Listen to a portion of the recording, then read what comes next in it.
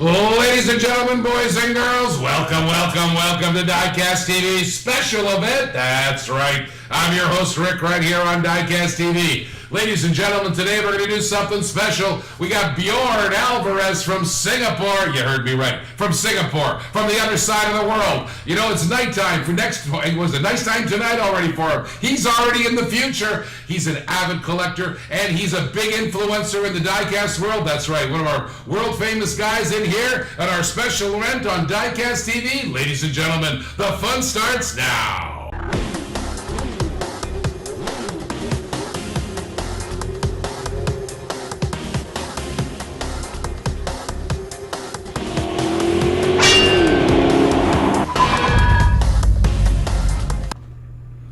Wow, how are you? Ladies and gentlemen, you're tuned in to Diecast TV. I'm your host, Rick, baby. That's right. Now, if you don't know what Diecast TV is, welcome to the program. We've broadcast live from Southwest Florida every single day for 8 straight hours from 1 till 5. We take a little break for dinner. We come back from 7:30 till 11 every single day from Monday through Friday. And we've been doing that for over 4 years. We're coming up on our 4th year anniversary. That's right. And if you want to tune into the show and talk to us live on the show, all we suggest you do is go to Facebook. Go to Diecast TV. Go to YouTube, Diecast TV. Go to Twitch, Diecast TV Live, and there's a bunch of other channels out there too. You can follow us on Roku, on Amazon Fire. You can follow us on several Facebook pages, several YouTube pages, and we're here live. Now, if you're just tuning in, and I see you guys coming in right now, I know the gang's all here. I want you to comment on the section here. We have a special guest in the house tonight. That's right, a very special guest. His name is Bjorn Alvarez. You heard me right, Bjorn Alvarez.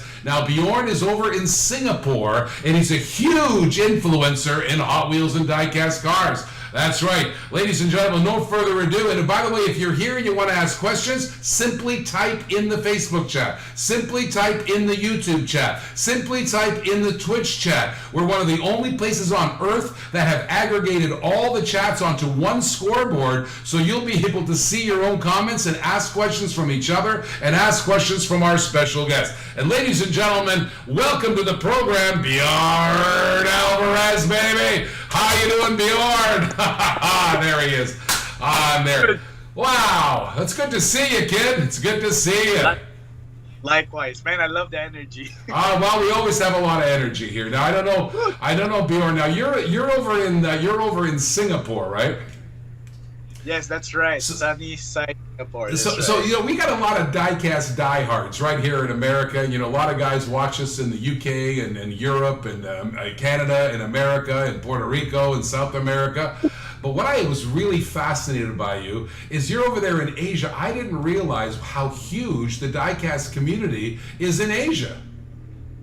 Oh, yeah, it's pretty big. It's pretty big. It's pretty big. So maybe more niche, but pretty big. So you have like when you I guess you create content for diecast cars every day? Whenever I'm free, cause I'm actually schooling now. So you know, it's kind of like just a hobby or like just for fun. You know, I like to create videos or content whenever I can and post it whenever I'm free. So you're a lover of diecast, right? And you create content. What kind of content are you creating? I'm going to go to a long shot so we can see your room, because I know you have a pretty impressive collection behind you there. I know, and it'll give us an idea what you're all about. So I'm going to go to this full shot. Turn your screen sideways there so we can check it out. There you go. All right. So you create content every single day. So when you talk about content, so where are you doing this? Are you doing it on YouTube or Twitch or Instagram or just tell me about your content that you're creating?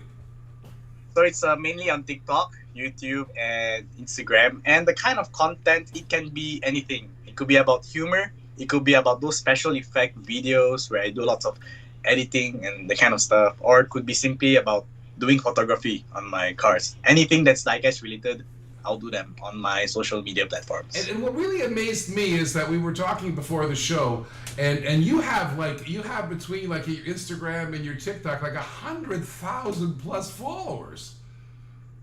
That's right. Yeah, I think combined we're talking about 500,000 followers across all three. 500,000 diecast diehard followers following Bjorn Alvarez and his content on these media platforms. I mean, I find that absolutely amazing. What you've done is, I'm going to tell you, I'm going to say this. I don't think, maybe with the exception of maybe Larry Wood himself, right? Anybody having 500,000 followers online in the diecast world, you might be more famous than Larry Wood. Oh, that's doesn't that blow your mind just a little bit, Bjorn? when you put it that way. That's actually kind of crazy to think about it that way. Yes, it blows my mind. Isn't it crazy? So I want to invite my Diecast TV diehards, and I see them all here because, you know, we're digital platforms, so I can see all the platforms and I can see all the viewers that are actively watching right now. Our show, Bjorn, just to give you a little idea, just to give you an idea of America here, our show, when they broadcast 1 till 5 and then from 7:30 till 11 every night, we have about 10,000 guys who come through the show at during any single day. All right, so you know, sometimes I see 50, sometimes I see 200. If I'm in the middle of the night, sometimes I see 20 live. But you know, internet is interesting because it's like a river. People are tuning in, tuning out, tuning in, tuning out. It's not like watching. You know, I don't know what television shows you have over there, but I watch Blue Bloods on CBS. You know, it's not like watching Blue Bloods. These guys are flowing through, and the internet world is really amazing that way because it touches so many people in such a large way. So we have, you know, this show right here today will probably see 10,000 people will see you. So say hello to the 10,000 people that are over on this side of the world, and then of course during the recordings, and of course we'll replay this. There's going to be a lot more people watching. So that's what we do here in America. Now, we run auctions, okay? We sell cars and we buy cars, all right? I don't know if you know that. So our guys watch every day, and we sell cars and buy cars, and you know, we have prototypes in here that are worth $3,000. We have, I mean, I have a backyard here. We call it the backyard. There's probably $5,000 in the backyard here. Between cars, I have convention cars and chase cars. I got a Larry Wood chase right here. But from Larry Wood's speed shop. Never mind the Larry's Mattel cars, his personal shop. And so this is what we do. We buy and sell stuff. And actually, really, it's entertainment. It's kind of like what you do. You're entertaining these people with all this great content that you perform. Now, I have some questions for you. So I see on your walls behind you. Let me see. I have my monitor over here. I can see it. You've got you're a typical collector. You've got your favorite stuff up on the wall, right? Yes, pretty much. Yeah. Yeah, that's right. So what do you, so what does Bjorn Alvarez? First of all, how can I find you? Like, if I'm in America and I want to follow you, because listen, you got 500,000 followers. Why don't we introduce you to some American guys? So how do I find Bjorn Alvarez on TikTok, YouTube, and Instagram? I'll just search up Drifter D. So what is that? Say it again. That's Drifter D, like, you know, like drift the car, and this is the letter D. So I think you should pop. All right, I want to type that in. I don't know if maybe Reese can type that into the comment section. I see Snorlax Cars commenting. Hello, Iborn. Is Snorlax a friend of yours? Yes.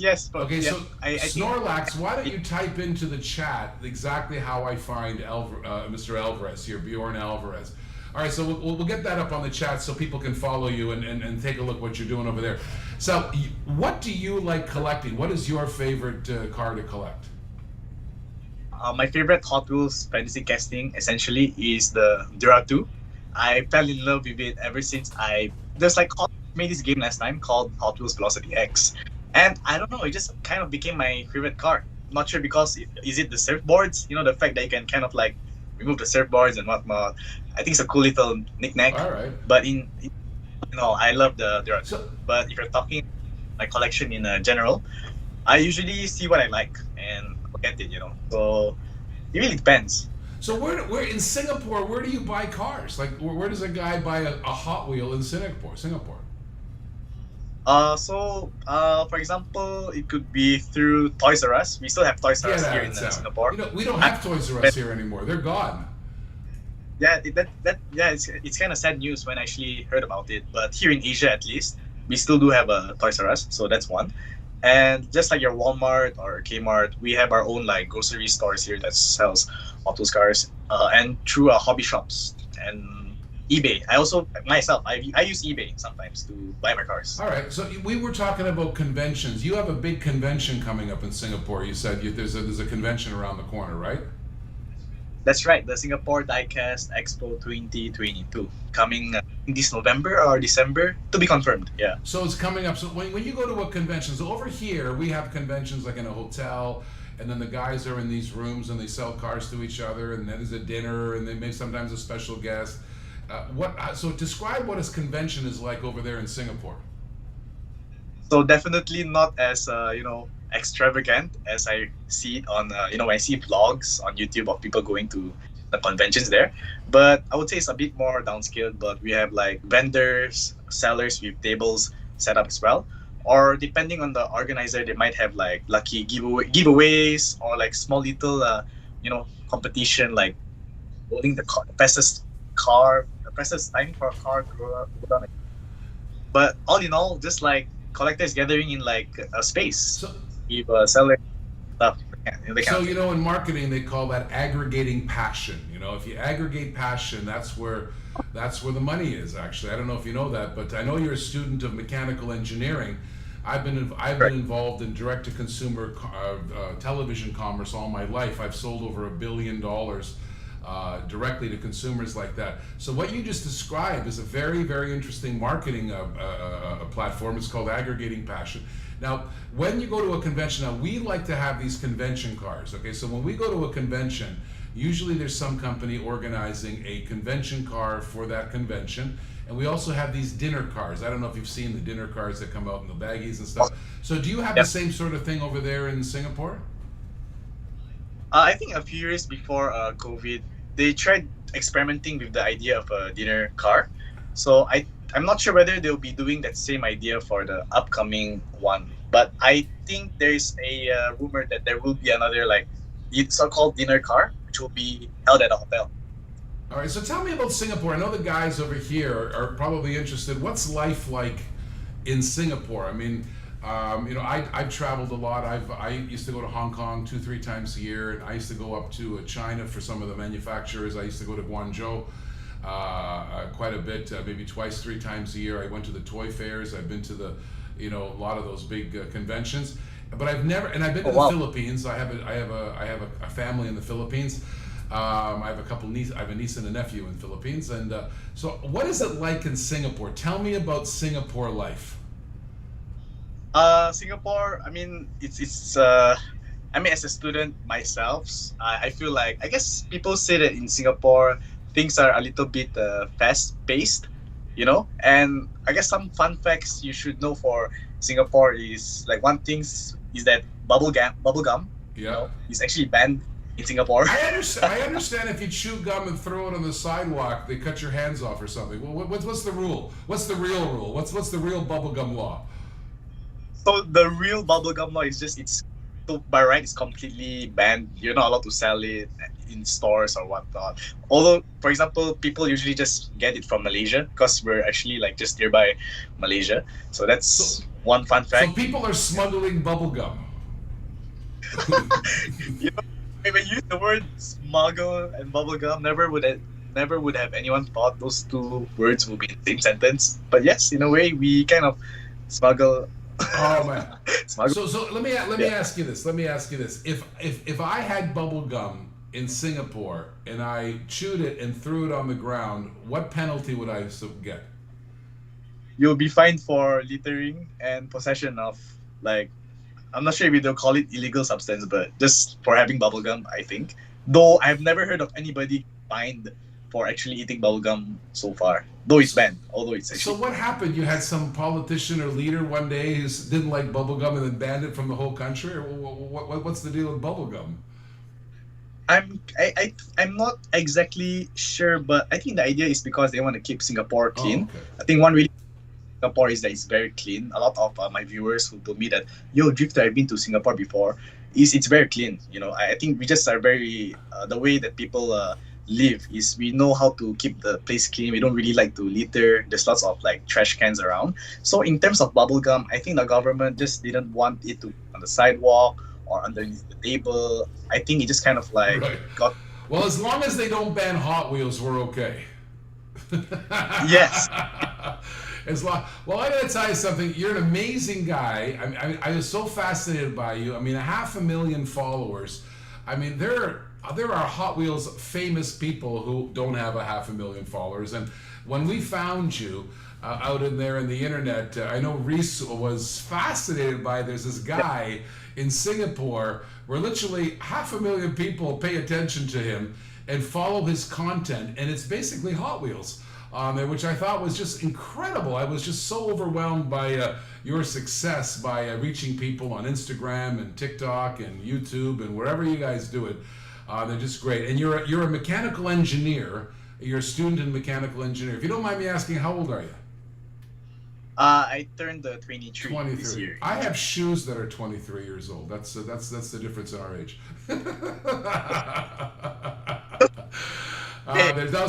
So you, how many cars? Let me listen. I asked this question from you earlier, and you had a great answer for it. You said, I'll ask the question. You do it again. So how many cars does Bjorn Alvarez actually have?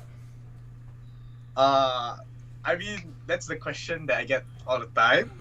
But honestly, I kind of lost track a while ago. But We've all lost track a while ago. That's the truth, right? Right. And it's been so long since I've done accounting for my collection in a way. But I see it hovering around 1,500 to 200. Bjorn, you got a long way to go. We have 200,000 to 300,000 cars in our building.